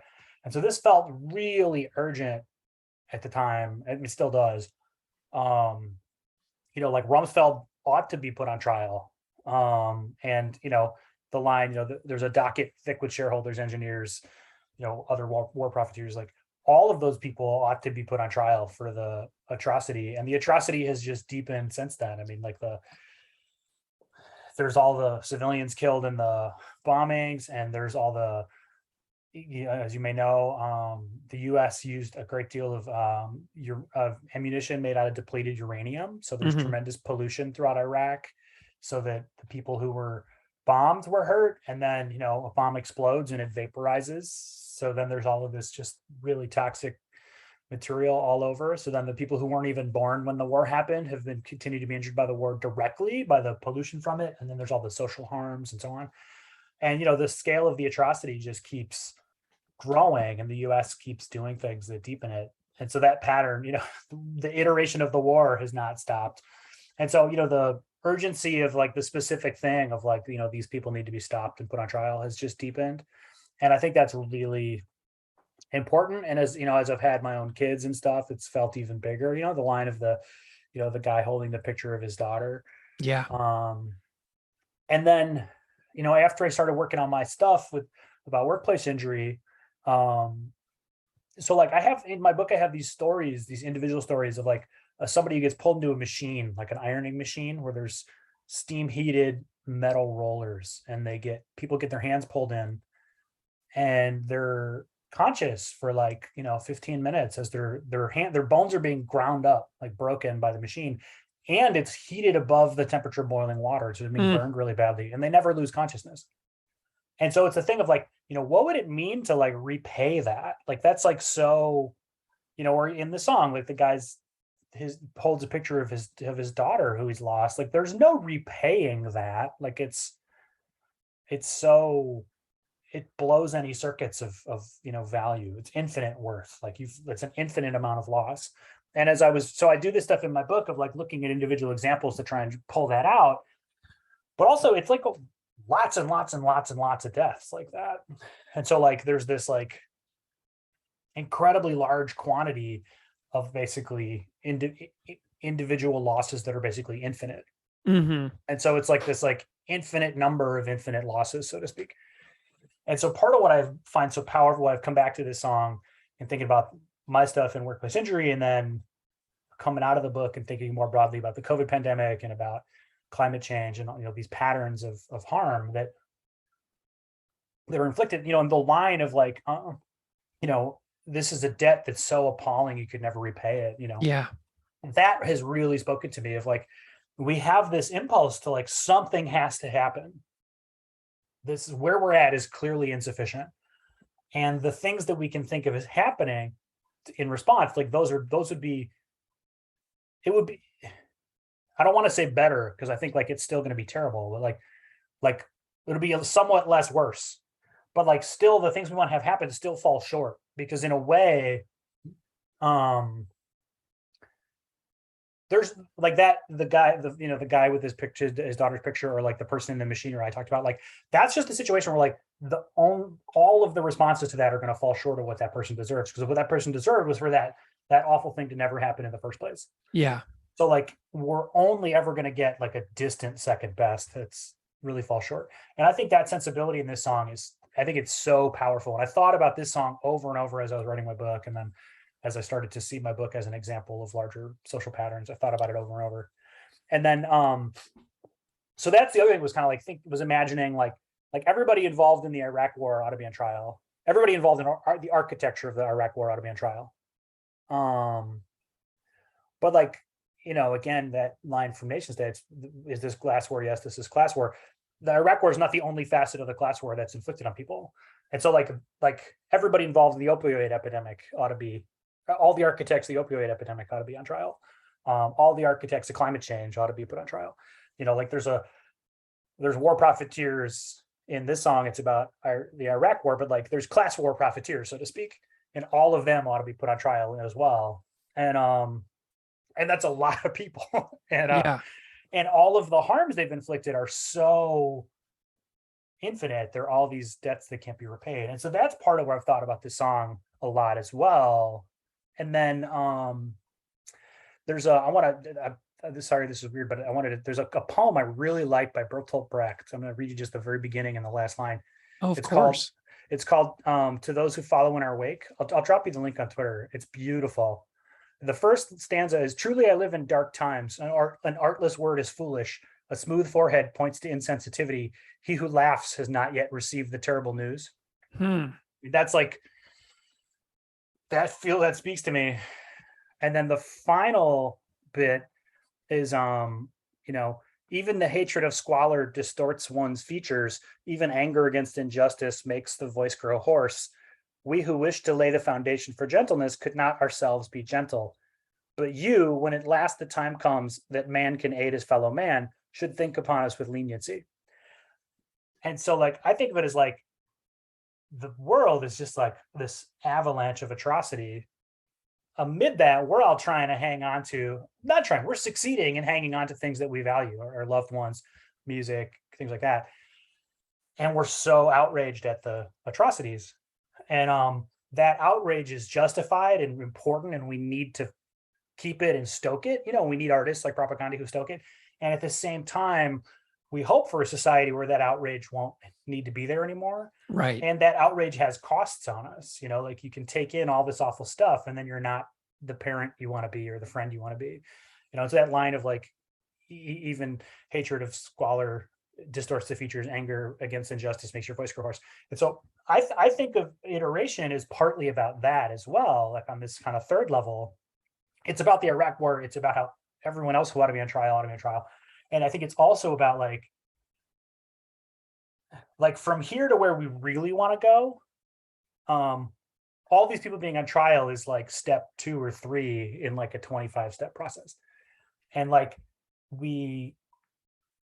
there's that beautiful line in Name and Address Withheld where he's like, I'm feeling so much less hopeful and less human as my days are reduced to settling for revenge. Yeah. Like I feel like iteration is this thing of like, is this tension between like the outrage at the injustice and like not wanting to have that collapse into just wanting revenge, but like keeping alive our better humanity.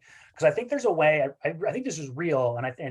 And honestly, this song was the first thing. This song and then that Brecht poem were the things that have made me think the most about it. There's a way in which like our vision of social justice can get shaped by the injustices in our world that kind of taints our vision a little bit. And it's like a lot of work to be like, we need to not have our vision of justice become merely revenge. And it's above my pay grade how much revenge should or shouldn't be within our vision of justice. I don't know. But at a minimum, our vision of justice can't be just, we gouge 10,000 eyes from a single head. We make people pick up landmines. Like our vision of a just society has to go way beyond that. And I feel like this song is partly about, at this like higher level, this meta level, not having that worked out yet and wanting it and like feeling it. And so I think that's part of like the final line of like time and tide, inevitable ways of change and stuff.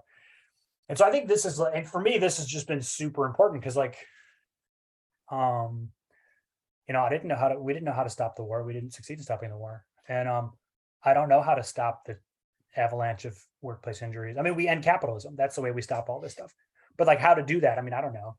And like, what's the good society look like after that? I have some really vague ideas, but like, we don't know yet, and we need to figure it out. And it's this thing of like this really urgent thing that we have to figure out, and we haven't figured it out yet. And we know we haven't figured it out. And we also know that we have to repay all these debts from the current nightmare.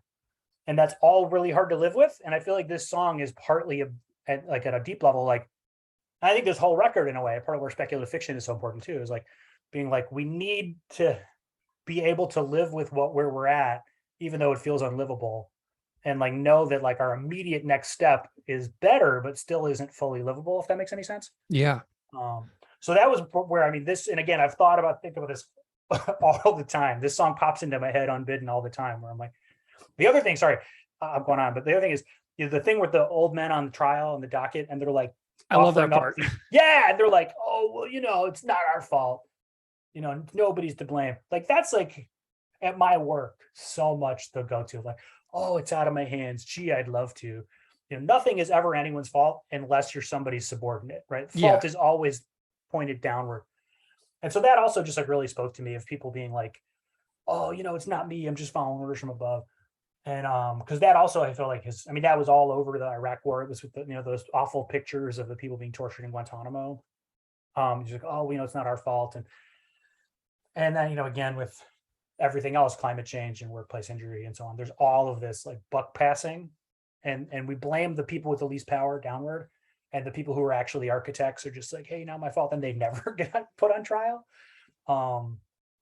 So that also really spoke to me, because I run into that a lot with workplace safety stuff, where people are like, I mean, what are you going to do? Just like, work kills. Like, that's just how society is. Like, what are you going to do? War is just human nature, man. And like, all of that is just false. And so I feel like this, and also that this song answers that by just like laughing it off. Like there's not a philosophical, like, engagement. They're just like, who the fuck do you think you are? Of course not. And like, that's like the response. Like, it's part of where music and music culture is so powerful, just being like, giving us the confidence to be like, you think that's human nature? Well, you're nuts, man. because we know humanity is better. Like that we don't need a philosophical argument for it. We can just kind of stand on our confidence in each other. I think that's really powerful as well. And something that's really fascinating to me is I love the idea of Rumsfeld, or, choose your own Donald, weeping through the proceedings. And then this question of them realizing that they're screwed, how the fuck did I end up here? This just isn't fair. Ain't no place for a millionaire. I love that part so much, because when I feel like when things go so wrong, when the tragedies and the offenses are so egregious that the problem is so indescribable, that pinning a specific thing on a person feels almost impossible. Like when something is so bad, how do you get it so that you can pin it on somebody in particular when the problem is so wide reaching? So I feel like so many tragedies in history have been unpunished because the problem was so huge that the idea of pinning it on a single person was difficult. So people tend to get away with stuff like that. Just think about like presidential administrations and the amount of lies that go into those, and how, when you double down on lies with more lies, the lies exacerbate and become so big that you can't like refute every single lie because there are so many, and refuting every single lie would take months. And then by the time you have refuted all of those, there have been 5,000 more lies. So I love the idea here of a person whose crimes were so big that they feel almost unpunishable actually receiving a consequence for those things which they totally thought they were going to get away with. Because I feel like that's the story of history in a lot of ways, is that people got away with a lot of stuff they shouldn't have. Absolutely. And that they try to give their excuses and then the room just erupts in laughter. Yeah. Like it's not even like like it'd be one thing if they were defeated in an argument, but it's like even more powerful than that, where they're like, your self-justifications aren't even worth a counter argument because you're absurd, and like the kind of like absurdness of these evil people and evil structures. And I think that's really powerful. And then I also think like that, and then there's the shift in the middle. So it's like this like very satisfying song, and then it's kind of funny, and then there's this shift. And there's I don't remember when the break comes, but there's the shift, and he's like, but how can one man? It gets like really intense. But how can one man ever repay a debt so appalling?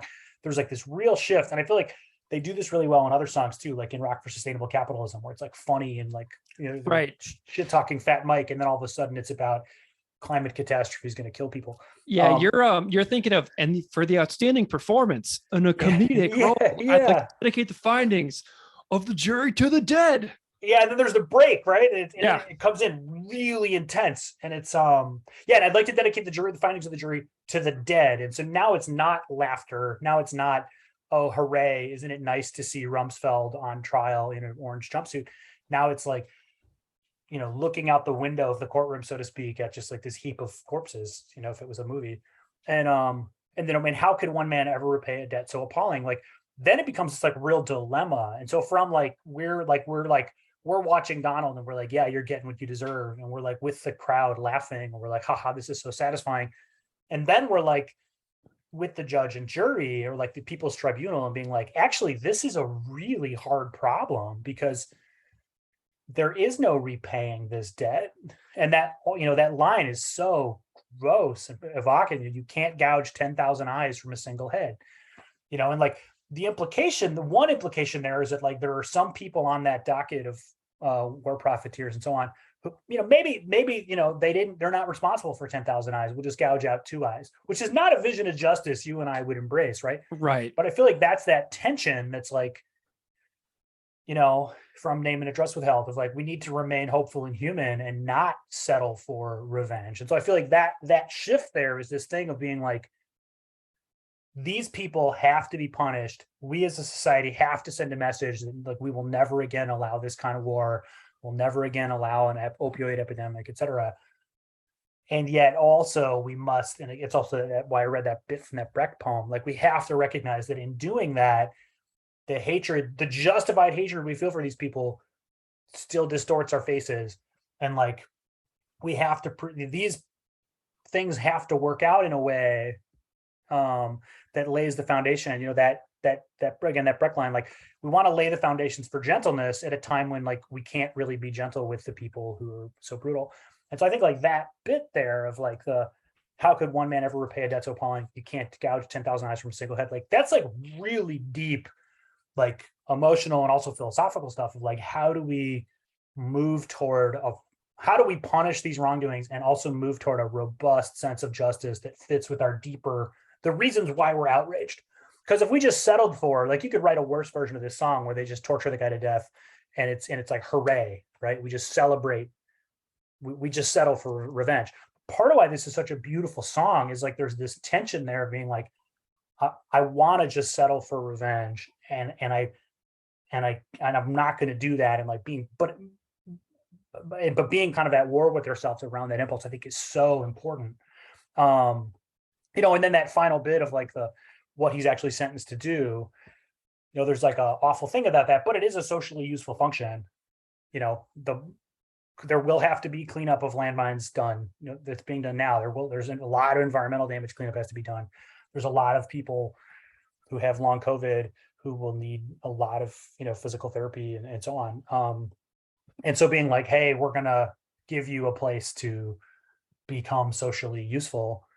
And then that, at the end, like the guy who's overseeing it, he's wearing the injuries on his body, the legless foreman.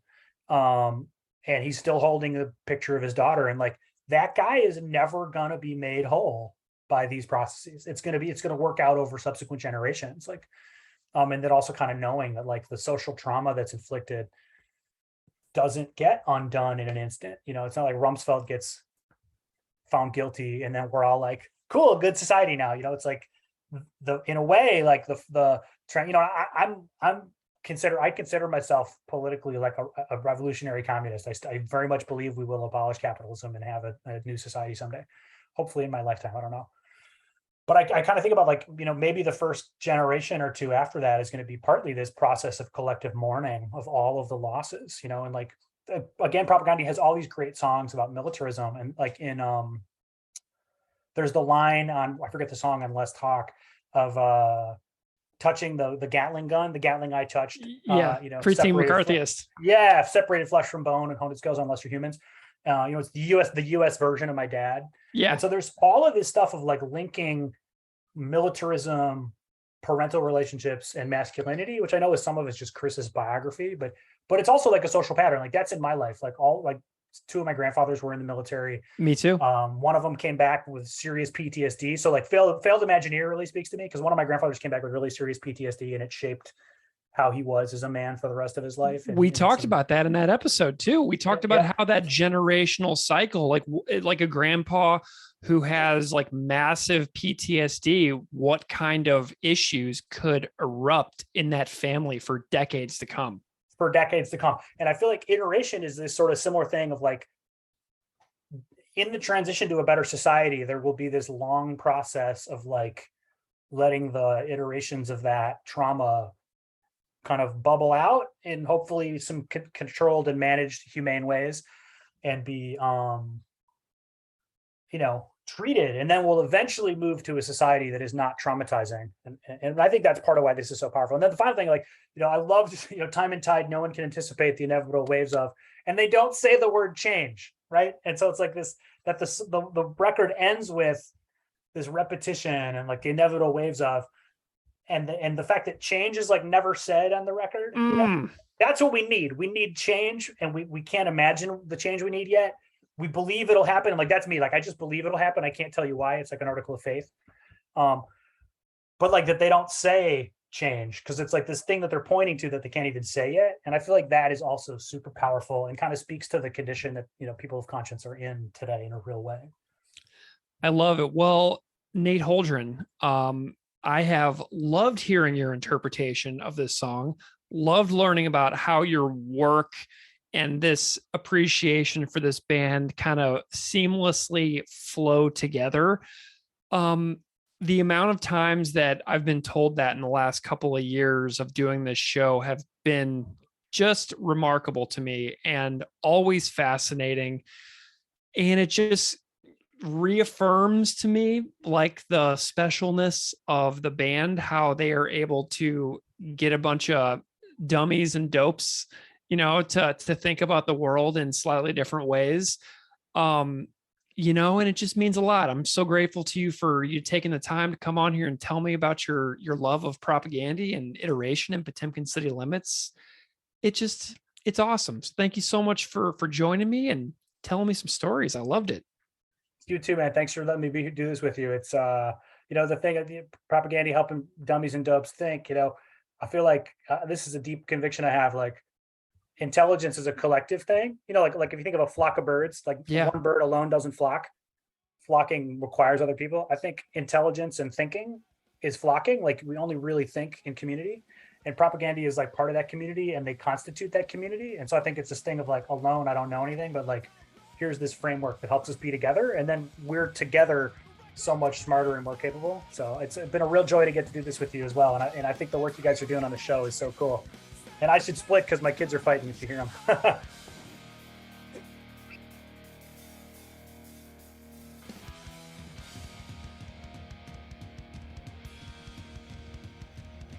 Welcome back. Thank you so much to Dr. Nate Holdren for the fantastic conversation.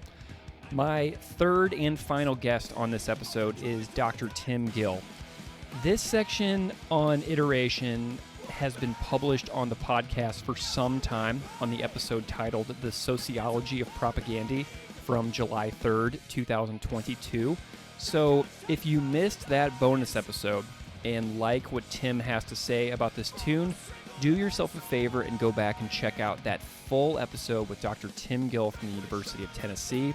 Tim is an amazing thinker and mind and sociologist, so the way that he sees the world is, and his scholarly work as well, really nicely parallels and overlaps with what he thinks about propaganda. So on his full episode, we talked about I Was a Preteen McCarthyist, People's History of the World, Iteration, and Dear Coach's Corner, and we covered a lot of ground in those 2 hours. So if you're interested in what you hear here, please go check out Tim's other episode.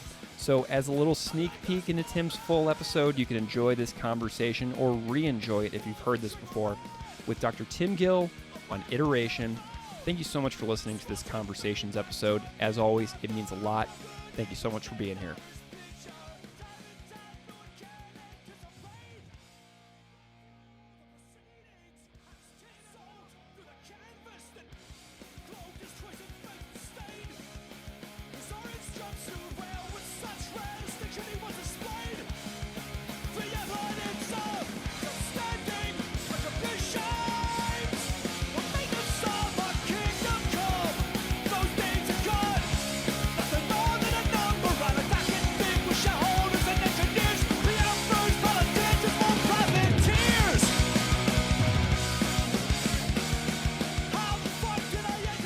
So iteration has never been discussed on this podcast. Okay. And so I'm delighted to hear about it. And I'm wondering if you can just tell me a little bit about why you picked iteration as one of your four tunes. Yeah, I mean, I think, again, I'm interested in U.S. foreign policy, and I think this is what this song gets at, I think, very well is U.S. hypocrisy. It's kind of like this mock, Donald Rumsfeld's on trial, which, obviously is not going to happen. Right. They're basically showing that, the U.S. is never accountable. It's never held accountable. And we often don't sign global treaties. We don't recognize international courts, many. This came to a head, of course, under Donald Trump with his America First. It's just totally gets out of the climate change, the Paris Accords, and just basically snubs all these international courts. I mean, he took it to, its height, but it was still there. I mean, we couldn't even get, the disability, the International Treaty on Disability signed because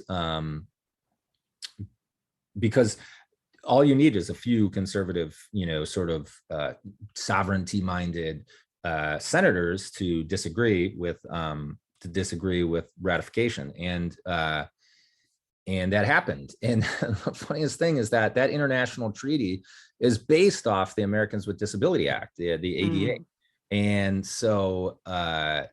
But still, they said, no, we're not going to submit to this treaty because we don't want to be held to we don't want anyone else to tell us what to do. And, which is just like, I mean, acts like a totally rogue actor so often. And of course, it's hypocritical because we do so much around the globe. But yeah, I mean, it's pretty much by design, right? The U.S. knows that we do so much. We're invading and intervening, and so it doesn't want to be held accountable. And it's hard to imagine that Rumsfeld or George Bush or would be held accountable. So I think that, and again, it gets at the issue that the U.S. has been a country that's been nearly consistently at war since, at least since World War II. And as we talked about before, everything is war in this country. It feels like when you start looking for it, toy tanks, the historical markers, the ship, the glorification that goes on, yeah. And then I think the song also addresses at the end, and this part crushes me too, when he starts talking about this man who had lost his daughter. And I think it gets at this ever looming question of, why do people hate the US? Why do people hate the US government and the US military? Well, okay, if your friend or daughter or partner was droned or bombed or somehow killed by this group that's telling you that they're coming to save you, then yeah, people are going to be pissed off. If some government killed my son, I would be unreasonably angry. And that anger could go down many different paths. And so the question of why people would hate the US government after all our support for dictatorial governments and dictatorial policies, and our interventions and all the rest of it. Well, yeah, no shit, no fucking shit. People aren't stupid.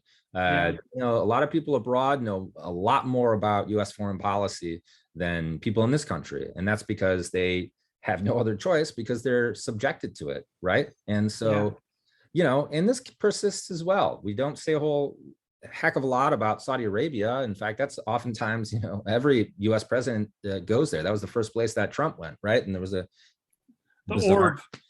Yeah, the orb and a bizarre Toby Keith concert about, drinking whiskey makes no sense.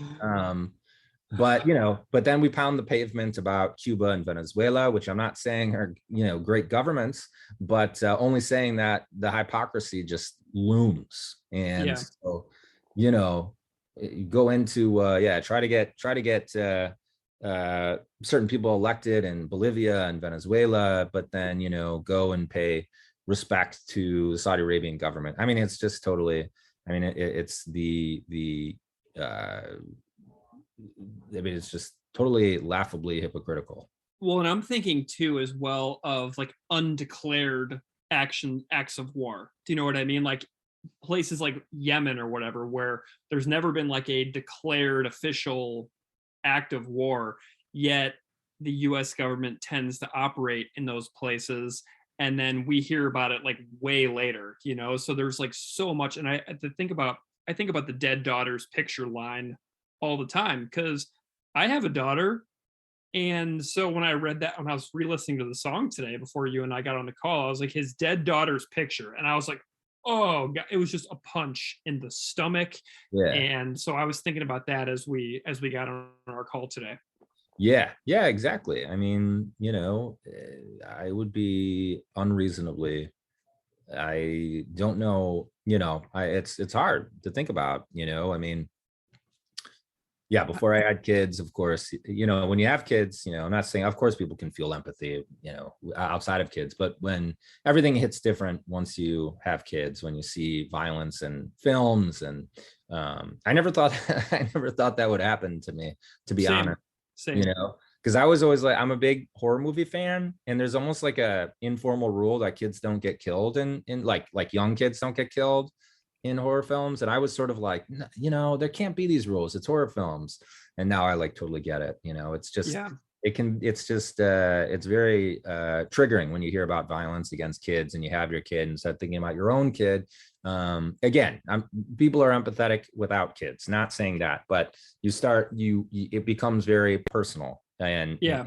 you know So this album opens up with a speculative fiction, which is basically what this song is. It's a piece of short microfiction, speculative fiction, So what do you think about the scene and the vividness of the lyrics, telling this story of somebody who will never be held accountable actually be held accountable? How do you feel about this as like a sort of writing exercise? Yeah, as a writing exercise, I think it's really cool, to put out these counterfactuals about, different possible worlds. And I think, I love speculative fiction too, the new Iron Curtain drawn across. I mean, it's really, I mean, it attests to their creativity. They've always, been into sci-fi and things like this, and some dystopian, and some literature. I don't read enough. I don't read enough fiction. I try to read like one a year. I'm just so steeped in sociology and nonfiction that I rarely have a chance to read any fiction. I like Kurt Vonnegut a lot, and recently did Audible, one of his, but I got to do a little bit more. But I enjoy this. I think it's really cool, especially in these regards, this kind of historical, counterfactual stuff. And I think it really is a testimony to the creativity of propaganda, and for them to push the limits and defy sort of genre conventions, as they always have, and to, as their music got more technical and the songs a bit longer, a lot of the content has become is more complicated. I mean, they have always been a band, they just push the limits on, a stereotype of punk is that you like fuck your parents, fuck authority, and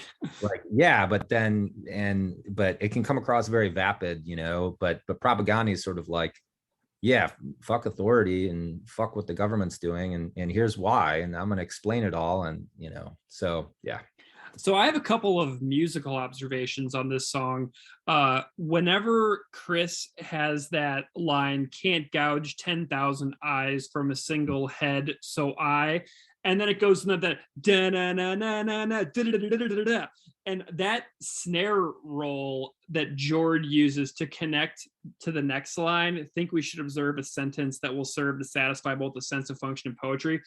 That snare roll, I know it's just a snare roll, but to me, that particular like moment in this record, like, is one of the crown jewels of this entire album. And Todd's bass line, do do do do do, underneath that section where it's like so crystal clear, those bass lines.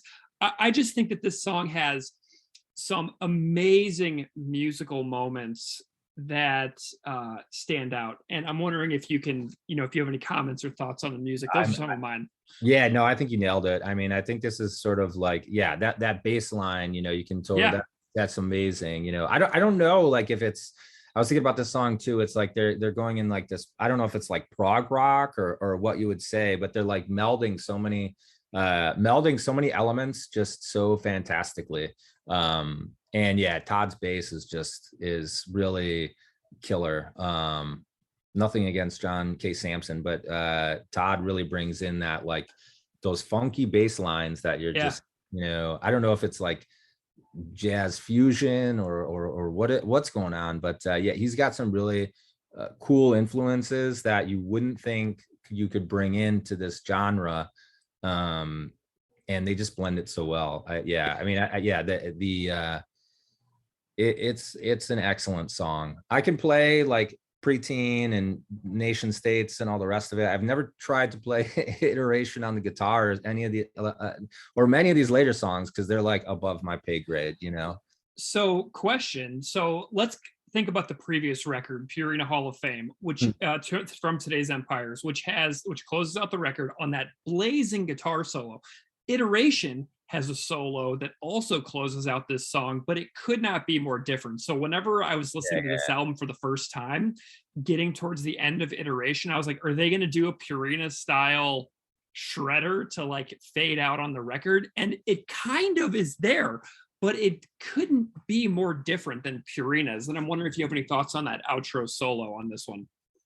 Yeah, I love that. I love the ending of this song when it's like Time and Tide, whatever. And then it does that da-na-na-na, da-na-na-na. Those guitar lines, like, yeah, that even just thinking about it gives me chills, because I love, it's very, you know, it's kind of overused, but it does have a very like epic kind of, you know, that, and the ending of that song too, like totally crushes me. It's I think it works so well, you know, it works because it's a somber ending, you know, it goes from like this whole situation down to Rumsfeld weeping, he's arrested, but then it kind of does get, you know, it takes on a serious tone at the end. And I think the music matches it perfectly. Like, yeah. And yeah. You know, this closing line, no one can anticipate the inevitable waves of change.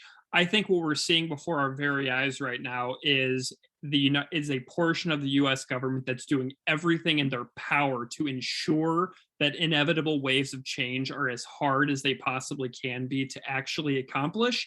And I think we're seeing it in front of our very eyes. The last line of the song is what we're seeing every single day on the news right now in this country. Yeah, I mean, and that's the thing, is that like you can't do what the US has done and expect that there aren't going to be consequences. You know, the term a lot of folks use is blowback. And, you know, that's what a lot of people aren't mad because we listen to propaganda or we, you know, eat pizza or whatever the hell. I mean, they're mad because of the treatment and that of what we've directly done in terms of intervention and the governments that we've supported and the ways that we've tried to impose our vision on other people. People don't like that. And yes, there are going to be consequences. And it's, you know, a lot of things that you didn't think were possible. You know, planes flying into, you know, 9/11, you know, that this sort of situation. Yeah. Other terrorist attacks and on US sites. I mean, what happened in Libya, you know, people are upset with the US. And so that's, I mean, and so that's what and you do see some other changes throughout the world as well. In Latin America right now, for instance, a region that I'm familiar with, you know, you have seen so much change that's ensued. Historically, the US has been sort of, you know, viewed Latin America as its backyard. And people were not happy with that. You know, they overthrew the Somoza dictatorship. They have elected people like Evo Morales and Hugo Chavez in the post-Soviet world after the US sort of claimed victory and, you know, the end of history and all this type of thing. And, you know, the triumph of capitalism. And actually, no, people are not happy with that sort of project. They're not happy with US-led neoliberal capitalist privatization, et cetera, et cetera. And so then what do you see? You did get someone like Hugo Chavez in power in Venezuela, who basically embodied all of that resentment towards the US and its policies. So you know, the waves of change are there. I totally agree with that.